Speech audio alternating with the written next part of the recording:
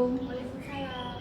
Perkenalkan, saya perawat Arin yang berjaga pada pagi hari ini dari jam 7 sampai jam 2 siang hari ya Bu.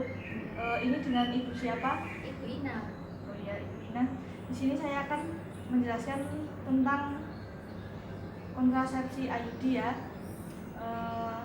Saya akan menjelaskan dengan waktu 5 sampai 10 menit. Apakah Ibu bersedia? Setia, Mbak. Ya, kita mulai ya Bu sekarang.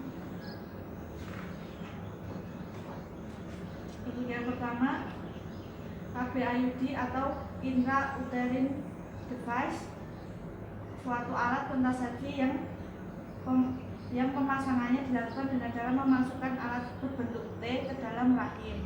KB spiral merupakan alat kontrasepsi yang efektif dan aman. Jenis KB spiral. Yang pertama, KB spiral inert. Yang kedua, KB spiral yang mengandung tembaga. Yang ketiga, KB spiral yang mengandung hormon progesteron. Selanjutnya, kontraindikasi pemakaian IUD ya Bu. Yang pertama adalah kehamilan, yang kedua peradangan pada alat kelamin, yang ketiga kecurigaan tumor ganas pada alat kelamin, 4 tumor jinak pada rahim, 5 perdarahan vagina di luar siklus haid yang berat, 6 bentuk rahim yang tidak normal. Selanjutnya, indikasi pemakaian IUD. Yang pertama, ibu yang masih berada pada usia reproduktif. Yang kedua, ibu yang belum pernah hamil tetapi ingin menunda kehamilan. Yang ketiga, ibu yang ingin menggunakan kontrasepsi jangka panjang. Yang keempat, ibu yang telah melahirkan tidak menyusui bayinya. 5. Ibu menyusui yang menginginkan menggunakan kontrasepsi. 6. Ibu yang telah abortus dan tidak ada tanda infeksi. 7. Ibu yang tidak menghendaki metode hormonal. 8. Ibu yang tidak nyaman untuk mengingat minum pil setiap hari.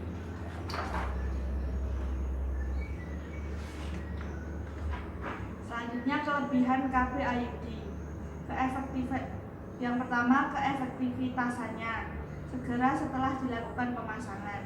Yang kedua, mempunyai manfaat jangka panjang, bisa sampai 10 tahun dan tidak perlu diganti.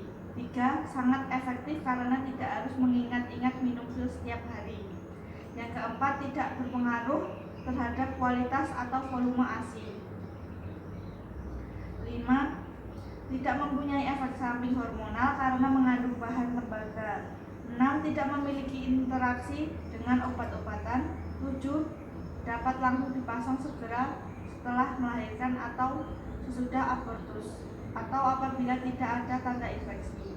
8. Dapat digunakan sampai menopause atau 1 tahun atau lebih setelah haid berakhir.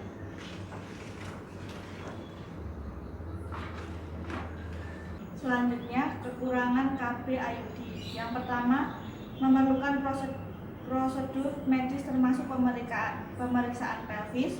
Yang kedua, tidak dapat memberikan pencegahan terhadap IMS. 3. Tidak baik digunakan pada perempuan dengan IMS. 4. Tidak baik digunakan pada perempuan yang sering berganti pasangan. 5. Tidak dapat dilakukan pelepasan KB spiral sendiri. 6. Harus memeriksakan posisi benang KB spiral dari waktu ke waktu. Selanjutnya, efek samping KB IUD. Yang pertama, perubahan siklus haid yang lebih lama dan banyak. Yang kedua, saat haid lebih sakit. 3. Kadang-kadang terdapat perdarahan sedikit di luar siklus haid. Selanjutnya, pemasangan dan pelepasan IUD hanya bisa dilakukan oleh tenaga kesehatan seperti dokter atau bidan. KB IUD bisa dipasang 48 jam setelah persalinan. Jika terlambat, seringkali dokter menyarankan untuk pemasangan IUD mulai 6-8 minggu setelah persalinan.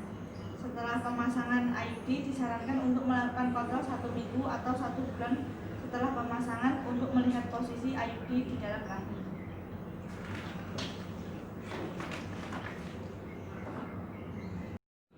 Sudah selesai ya Bu? Apakah Ibu sudah paham? Paham, Mbak. Apakah Ibu ada yang ditanyakan? Tidak. Setelah ini Ibu menunggu saya panggil untuk melakukan pemeriksaan selanjutnya ya Bu. Ya. Saya permisi dulu. Assalamualaikum. Waalaikumsalam.